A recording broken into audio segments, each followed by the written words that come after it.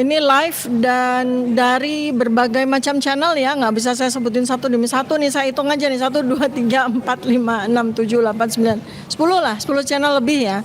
Nah, saya ingin menyampaikan pada seluruh masyarakat Indonesia bahwa hari ini 20 Januari 2025 bertempat di salah satu sudut lokusnya di Polda Metro Jaya. Kita nih 4 orang akademisi, 4 orang ilmuwan mencanangkan Hari Kebangkitan Ilmuwan. Ya, jadi saya dan Bang Rismon Sianipar pada hari ini mulai pertama ya, kami meminta kepada Polda Metro Jaya untuk melakukan pemeriksaan kepada para ahli kami dan para saksi-saksi, dan ini adalah hari pertama. Nanti diikuti hari-hari selanjutnya ahli-ahli yang lain. Nah, bersama dengan kami untuk hari ini ada 3 profesor, ada 3 guru besar dari 3 universitas ternama di Indonesia. Kalau Prof Tono dari mana, Prof? Saya sudah pensiun. Oh, sudah pensiun ya. Dulu ya. Dulu kan alma maternya sama dengan saya kan, Universitas Gadjah Mada ya. Jadi ada 3 profesor yang menjadi ahli kami dengan beragam ilmu ya. Pertama adalah Profesor Tono Saksono. Beliau ini satu alma mater dengan saya dan Bang Rismon ya. S1-nya dari Universitas Gadjah Mada. S2 S3-nya dari mana, Prof? Saya dari Amerika dan dari Inggris. Dari Amerika dan dari Inggris. Amerika, Inggris. Ahli yang kedua, pakar kami adalah Profesor Dr. Zainal Mutakin, PhD. Beliau ini dari Universitas Diponegoro, Fakultas Kedokteran, dan lulusan dari Jepang ya, Prof ya. Universitas Hiroshima, Jepang. Universitas Hiroshima, Jepang ya. Nah, Di Universitas Diponegoro. Universitas Diponegoro. Jadi, dan yang masih ketinggalan di ruang pemeriksaan adalah Profesor Henry Subiakto. Ya, beliau dari Universitas Airlangga. Jadi ini lengkap sudah. Ya, jadi Profesor Henry Subiakto itu S1-nya dari Universitas Gadjah Mada dan dari Universitas Islam Indonesia ya untuk SH-nya. Nah, ini lengkap ya untuk hari ini. Kita tepat ya, Prof, untuk canangkan Hari Kebangkitan Ilmuwan. Artinya begini, Hari Kebangkitan Ilmuwan atau akademisi ya. Karena apa? Ini kami ini para ilmuwan, para akademisi, para peneliti bertiga sedang melakukan penelitian, pengkajian kepada masalah yang sudah 11 tahun tidak ada jawabannya. Dan kami dengan naluri kami sebagai peneliti melihat bahwa memang ada kejanggalan terhadap ijazah Joko Widodo yang beredar di dunia digital, di dunia media, begitu ya, baik media mainstream maupun media sosial. Nah, oleh karena itu maka dengan bantuan teknologi ya, Prof Tono ya, maka kita melakukan yang disebut sebagai assessment at distance. Kita melakukan penelitian berbasis digital. Dan itu dibenarkan secara metodologi, ya kan? Jadi apalagi ketika tanggal 1 April 2025 ya, Bang Rismon ya, ada seorang kader partai yang diampu oleh Pak Joko Widodo sendiri nih, ya, yang ketua umumnya adalah anaknya sendiri ya, PSI kadernya itu mengatakan bahwa dia memposting selembar dokumen yang dia bilang bahwa ini adalah ijazah asli dari Joko Widodo. Nah, artinya kan sudah legitimate itu ya untuk kita jadikan sebagai bahan penelitian. Nah, Bang Rismon dan Bang Roy Suryo bekerja dalam dunia domain mereka, kepakaran ekspertis mereka ya. Nah, ini juga ada informasi dari Kementerian Dignas dan Ristek Dikti ya, bahwa kita ini adalah expert, Bang Rismon. Expert ya atau pakar itu nggak perlu ditanya sertifikatnya, nggak perlu ditanya kompetensinya gini gitu yang sesuai dengan sertifikat dari ini dan itu dan lembaga, enggak. Kita adalah expert ya, yang nanti Prof Zainal bisa menjelaskan apa itu expertise ya, apa itu expert gitu.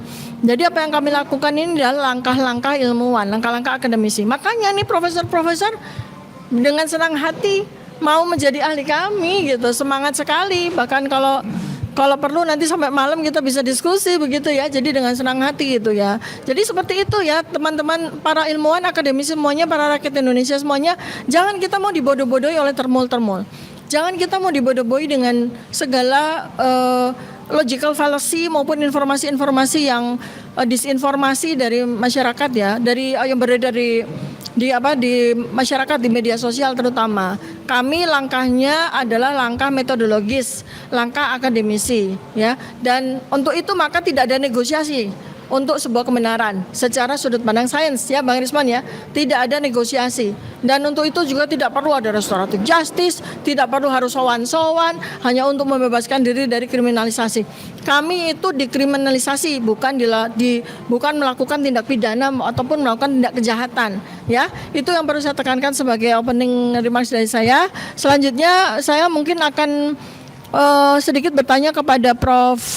Tono Saksono terkait dengan assessment at distance, Prof. Seperti yang saya lakukan ya. Jadi saya melakukan studi perilaku ya sesuai bidang saya neuroscience behavior terhadap sekitar 53 video, Prof. Yang ada di 2014 sampai 2024 itu terkait dengan pernyataan-pernyataan, pengakuan-pengakuan maupun klaim-klaim dari Joko Widodo yang disampaikan di reuni UGM berkali-kali, setidaknya 3 kali, yang disampaikan pada beberapa acara, yang disampaikan pokoknya beliau itu video, narasi ya, dan itu kemudian saya lakukan assessment at distance ya dengan bekal video tersebut. Nah itu eligible atau legitimate nggak itu, Prof? Ya Secara jelas, metodologi. jelas lah. Saya kira itu memang itulah yang dinamakan remote assessment kan itu. Assessment at distance kan sebetulnya remote assessment kan gitu. Itu sudah sangat lazim sekali dalam dunia akademik karena tadi kebetulan ngobrol dengan Prof. Zainal bahwa itu semuanya terkait dengan dengan nerve di otak, aktivitas saraf-saraf di otak. Jadi ada bahkan tadi Prof. Zainal menceritakan soal epilepsi itu terjadi juga ada hubungannya dengan kalau miringnya ke kanan atau kejangnya yang itu terkait dengan aktivitas otak di dalam tubuh si penderita itu. Jadi memang yang dilakukan oleh Dr. Tifa itu ya sudah menjadi kaidah saintifik yang sangat baku proven gitu ya. Saya kira tidak diragukan, bisa diragukan lagi itu. Ya di sini juga ada pakarnya. Jadi saya kira tidak ada yang bisa diragukan lagi. Itu sudah menjadi satu domain saintifik yang berlaku di seluruh dunia.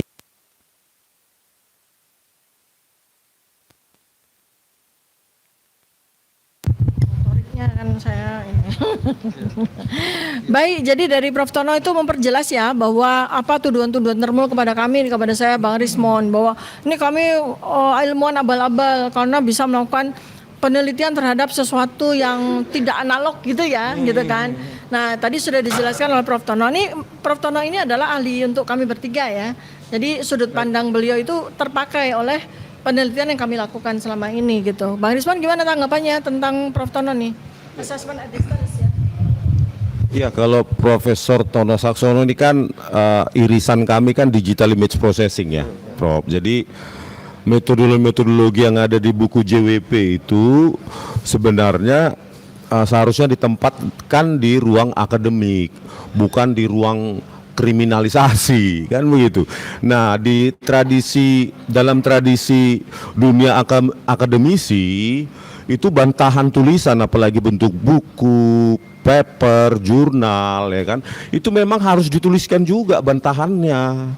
Bukan hanya karena 2 sampai 5 ahli mengatakan bahwa metodologi kami tidak ilmiah, lalu itu menjadi rujukan absolut bagi penyidik bahwa kami melakukan manipulasi digital. Ini kan tidak fair.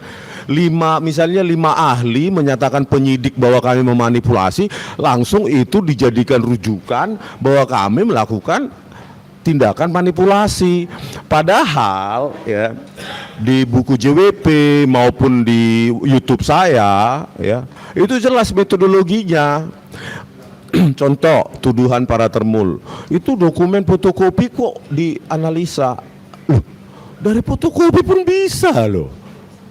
Ya, jadi jangan salah ya, beberapa kasus di Amerika dan dunia Eropa itu hitam putih loh. Menganalisa keautentikan dokumen, karena apa? Dari bentuk huruf itu sudah bisa dianalisa bahwa teknologi itu belum ada pada tahun tersebut. Teknologi itu linier, evolusinya linier terhadap waktu. Jadi tidak mungkin teknologi yang ada di masa depan bisa dipakai di masa lalu. Contoh, misalnya ada itu dokumen yang diakui tahun 1920-an yang seharusnya saat itu menggunakan mesin ketik. Ternyata dari pola bentuk huruf itu produksi dari Word document. Coba. Jadi informasi warna pun nggak dibutuhkan pada bentuk informasi fotokopi bisa. Informasi hitam dan putih kalau dalam digital image processing itu namanya grayscale ya. Grayscale information, grayscale data dalam sebuah citra digital itu masih bisa dimanfaatkan untuk menganalisa. Itulah pentingnya belajar. Itu loh. Jangan dibilang ijazah fotokopi kok bisa karena masih ada sisa informasi di situ. Meskipun informasi warna tidak ada hilang, belum lagi tata letak huruf, referensi huruf terhadap pengaman yaitu watermark, UGM. Meskipun ya kami juga menganalisa bentuk dokumen berwarna yang diupload di Sandi, jadi komplit di situ. Nah makanya saya bilang kalau ini dikriminalisasi maka jurusan digital image processing kayaknya perlu ditutup. Hanya karena hasilnya tidak disukai oleh penguasa. Padahal profesor saya di UGM, Profesor Dr. Adi Susanto itu ya yang sudah almarhum Prof. Itu tahun 80-an sudah mengambil PhD-nya, kalau nggak salah tahun 85, itu tentang digital image processing di UCLA. Itulah beliaulah yang menempatkan dasar-dasar digital image processing di jurusan teknik elektro UGM. Kami diajarin. Ya, digital image processing itu matematik kompleks gitu.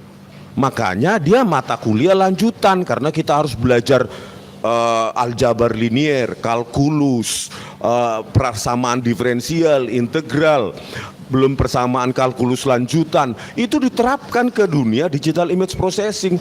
Bukan pakai software image editor terus muncul diamati, oh itu ada, itu enggak ada. Itu bukan begitu, itu matematika. Khususnya operasi matriks tingkat lanjut. Dan persamaan-persamaan bahkan persamaan non-linear, bahkan sekarang masuk ke dunia AI.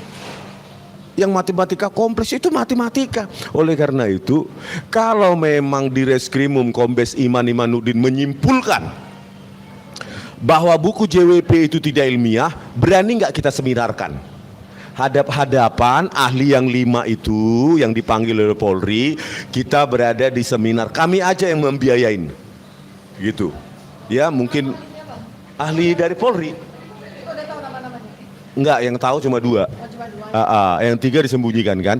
Nah, kalau memang 5 ahli Polri itu menyatakan bahwa penelitian kami itu tidak ilmiah atau buku JWP itu tidak ilmiah, berani nggak di depan profesor-profesor di bidang itu kita berdebat, berargumentasi secara ilmiah berbasis kajian dan keilmuan digital image processing, gitu. Ya, itu baru profesional dan akademik. Kalau nanti itu dinilai oleh hakim yang nggak punya dasar matematika tingkat lanjut, menentukan ini tidak ilmiah, kacau negara ini. Penelitian dinilai, dievaluasi, dinyatakan benar tidaknya oleh hakim yang nggak paham kedalaman ilmu tersebut. Apalagi hakim yang konvensional, dalam arti, ya udahlah, kalau sudah ahli kepolisian sudah pasti itu benar, kita berpihak aja pada ahlinya kepolisian, kacau, sudah. Apalagi waktu Jessica juga begitu, kasus Jessica, ya sudah ahli kepolisian, mereka PNS juga katanya. Jadi kata Hakim Minsar Gultom, kami percaya ahli kepolisian, nggak usah sidang. Kalau hanya percaya dari ahli kepolisian nggak usah sidang, langsung putuskan aja. Ahli kepolisian pasti benar, putuskan 12 tahun begitu. Ya, kalau cuma ahli kepolisian yang boleh benar, ahli lain tidak memegang kebenaran versinya gitu loh. Oleh karena itu apapun ya metodologi yang dilakukan oleh Pak Roy, Bu Tifa, saya, ayo tempatkan ke ruang seminar, ruang ilmiah, ditampilkan di televisi. Kan enak kita undang wartawan. Di mana sih Kan peneliti bilang boleh salah tapi nggak boleh bohong. Nah kalau kami bohong di mana bohongnya? Begitu. Mana metodologi itu yang bohong? Janganlah setingkat polisi masa menilai kami ilmiah atau tidak ilmiah. Memalukan kali Republik ini. Ya lama-lama setiap jurnal nanti harus perlu verifikasi polisi nanti. Jurnal medicine misalnya, ya jurnal kesehatan, jurnal AI, jurnal brain science. Ayo kita minta izin sama polisi supaya dinyatakan ini ilmiah. Kalau bisa ke Polda Metro Jaya di reskrimumnya, Kombes Iman Imanuddin, kan kacau. Domainnya kan masing-masing berbeda. Ya, begitu ya. Jadi untuk lebih panjangnya nanti dua ahli kita, Profesor Tono Saksono maupun Profesor Jainal nanti akan memberikan pandangannya seputar kajian ilmiah. Oke, makasih. Ya, terima kasih Mbak Rismon. Ya, ini terakhir sebelum Prof Zainal dan Prof Tono Saksono melanjutkan pemeriksaan, ya, saya ingin mendapatkan penjelasan sedikit tapi dalam ya, Prof, terkait dengan tertiary memory, Prof. Karena ini kaitannya kan penting sekali ya, tertiary memory, terutama yang Perlu dijelaskan dong, saya juga nggak. iya, karena jadi kalau gini, kalau sebuah pengalaman ya, apa yang terjadi pada kehidupan kita dari sejak kecil sampai sekarang gitu ya, sebagai sebuah memori autobiografik, artinya benar-benar terjadi dalam kehidupan kita, itu nggak akan bisa hapus, kecuali terjadi kecelakaan, terjadi apapun yang membuat otak itu rusak atau cedera. Nah, jadi kalau ada orang kuliah, kemudian dia makan di mana, dia kuliah mata kuliahnya apa, itu dosen pembimbing skripsinya siapa, itu adalah ingatan yang bersifat tertiary memory dan itu nggak akan pernah hapus. Yang bisa menghapus adalah cedera pada otak tersebut. Maka kami membutuhkan pandangan dari Profesor Zainal Mutakin ya terkait ini ya, Prof, karena ini yang menjadi menjadi sebuah titik penting dari penelitian saya terkait dengan keabsahan dari riwayat pendidikannya Pak Joko Widodo ini ya. Baik, terima kasih. Jadi saya seorang dokter spesialis bedah otak, ya, bedah saraf. Lebih spesifik lagi, saya mendalami operasi atau tindakan bedah untuk pasien yang penyakitnya itu penyakit ayan atau penyakit kejang-kejang. Dan ini saya kembangkan di Indonesia sejak 25 tahun yang lalu dan saya sebagai inisiator kebetulan. Dan sekarang saya mengajar banyak dokter spesialis lain untuk melakukan hal yang sama. Nah, terkait dengan keilmuan saya tersebut, saya belajar tentang apa yang disebut tadi disinggung tentang memori, ya. Jadi kita mengenal memori itu pertama ada yang disebut adalah memori primer, ya. Memori primer itu memori yang saya sangat singkat sekali. Saya sekarang perlu telepon ke Polda Metro misalkan. Saya nggak tahu nomor teleponnya, saya mesti lihat catatan dulu nomornya berapa, baru saya bisa nelpon. Tapi sesaat kemudian, kalau saya mau mengulang telepon lagi, saya harus lihat lagi, karena saya nggak ingat. Tapi dengan itu saya lakukan berkali-kali setiap hari, saya sebagai operator telepon, saya nggak perlu lagi lihat catatan. Perubahan dari memori sesaat menjadi memori yang lebih lama itu adalah peran bagian otak, suatu bagian dalam limbik sistem otak kita yang disebut hipokampus. Ya, lah perubahan memori ini dari primer menjadi sekunder, ujungnya nanti jadi tersier. Apa sih memori tersier itu? Memori tersier adalah nama kita sendiri, ya, alamat rumah, istri kita, anak-anak kita siapa. Hal-hal yang menjadi bagian dari perjalanan hidup kita, sekolah kita, SD, SMP, SMA, mahasiswa, ya, yang menguji kita siapa, itu semua tidak akan pernah hilang karena itu sudah terwujud dalam bentuk memori tersier di otak kita. Ada lagi yang sekunder tadi, itu sulit menggali dan bisa terlupakan. Contohnya kita ketemu seseorang di stasiun, sepertinya kamu teman SMA aku, tapi namamu siapa ya? Saya nggak ingat, ya. Tapi saya ingat bahwa dia teman kalau nggak salah SMA atau mungkin SMP, itu memori sekunder seperti itu, ya, long term tapi sekunder. Yang long term berikutnya adalah yang tersier, yang tadi kalau kita cedera otak baru kita bisa kehilangan memori tersier itu. Lah, jadi apa yang saya sampaikan tadi ya, bahwa memori tersier itu kita akan dengan mudah untuk menceritakan tanpa jeda dengan narasi yang runtut, itu yang namanya memori tersier. Tetapi kalau di dalam memori tersier itu ada adisi, ada tambahan, ya toh? Karena kok cerita saya ini sebenarnya kurang. Saya itu ya sekolah saya memang ternyata nggak nyampe situ, tapi saya pengen masyarakat tahu kalau saya sekolahnya di situ. Berarti ada informasi tambahan di luar memori tersier itu. Tambahan itu di-create. Gitu? Yang meng-create siapa? Itu proses berpikir yang ada di otak depan kita. Kita punya bagian otak depan namanya area prefrontal. Ya, dia ingin berusaha demi menjaga posisi kredibilitas, nama, ya, posisi kedudukan sosial. Nggak pantas lah, masa saya seanggota DPR kok sekolahnya cuma SMA. Jadi saya harus punya sekolah mahasiswa dong, perguruan tinggi. Itu di-create, tidak dialami sendiri. Itu dalam narasi bercerita tentang peristiwa yang kita sebut memori autobiografi, itu pasti akan ada lubang-lubangnya di situ. Nah, satu lagi yang terkait dengan memori ini adalah ekspresi wajah. Jadi ada sesuatu yang terkait dengan ekspresi atau perilaku kita, gerakan tangan, gerakan tungkai, gerakan mulut, bibir, mata, semua itu menggambarkan proses yang terjadi di otak kita. Saya sekarang sedang meneliti, saya kumpulan rekaman video kejang dari pasien epilepsi. Dengan mempelajari bentuk serangan kejangnya, itu saya bisa menentukan dugaan kejang itu berasal dari bagian otak yang mana. Apakah itu dari otak depannya atau otak sampingnya, sisi kanan atau sisi kiri. Hanya dengan mempelajari bentuk rekaman video dari serangan kejang. Dan itu sekarang berguna sekali. Ya, setelah ada dugaan baru saya akan lakukan pemeriksaan tambahan, merekam aktivitas listrik di otak tadi untuk melihat dari daerah tersebut atau tidak, betul atau tidak saya buktikan. Lah, apa yang dilakukan Dr. Tifa?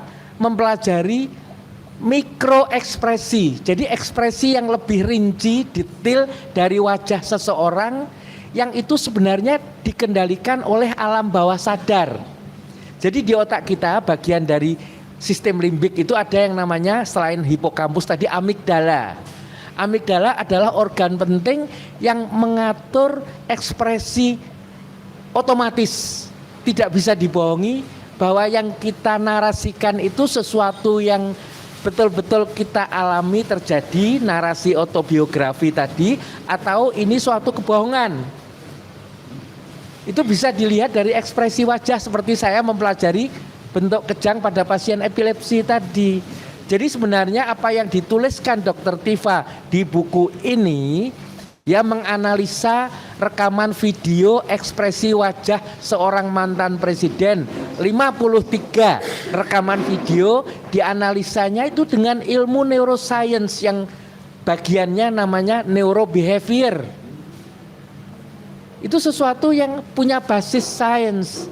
Jadi betul kata Bang Rismon tadi, kalau mau didiskusikan di forum ilmiah, bukan di forum kepolisian gitu loh. Ya, saya rasa itu saja yang ingin saya sampaikan. Ya, bahwa itu, ya. Pertanyaan sedikit, Prof. Kan 2017 itu Pak Joko Widodo dengan ekspresi seperti itu menyatakan saya bolak-balik. Terima kasih Pak Kasmujo, berkat bimbingan Bapak saya bisa menyelesaikan skripsi saya di jurusan teknologi kayu. Kehutanan UGM gitu tahun 2017, Prof. Setelah itu Pak Jokowi 2025 membantah bahwa Pak Kasmujo bukan dosen pembimbing skripsi saya. Pak Jokowi yang sama itu. Apakah mungkin ada kemungkinan bahwa itu di-create tadi di memori prefrontal itu, Prof, bukan di hipokampus? Nah, itu Prof. Iya, Prof. Apakah semacam itu bisa dijadikan contoh bahwa itu sebenarnya di-create di prefrontal gitu? Jadi kalau itu betul suatu pengalaman autobiografi tadi ya, runtut, narasinya tidak bisa dipalsukan, narasinya benar dan tidak mungkin keliru gitu loh. Tapi kalau ternyata informasi itu diubah, berarti dari awal memang itu adalah create adisi informasi yang ditambahkan dalam perjalanan riwayat pendidikan tadi. Itu kesimpulannya ke sana. Selain melihat perubahan tadi mikro ekspresi dari sudut mata, sudut bibir, wajah Butiva ya. Facial action coding system. Ya, baik. Nah, paham kan ya? Ini dikit-dikit aja nanti kita belajar sama-sama dengan para guru besar. Iya. Baik, ini karena hari ini hari kebangkitan ilmuwan akademisi ya, tanggal 20 Januari 2026, maka saya mengajak semua ilmuwan, semua akademisi, ayo, sekarang bukan saatnya lagi kita berdiam diri, bukan saatnya lagi kita diam ketika melihat adanya ketidakbenaran. Ini siapa yang bisa menegakkan, siapa yang bisa memperjuangkan kebenaran kalau bukan para ilmuwan ya. Baik, Profesor Tono Saksono terima kasih banyak, Profesor Zainal Mutakin terima kasih banyak. Beliau berdua ini masih melanjutkan, mudah-mudahan harus makan siang dulu supaya stamina-nya terjaga. Terima kasih. Assalamualaikum warahmatullahi wabarakatuh. Sampai jumpa nanti sore.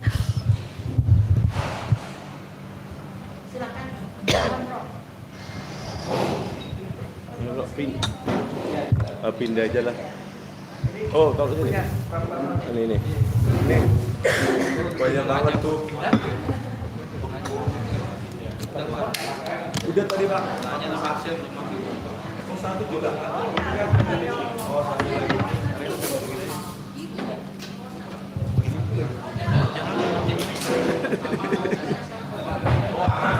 Enggak ada siang-siang.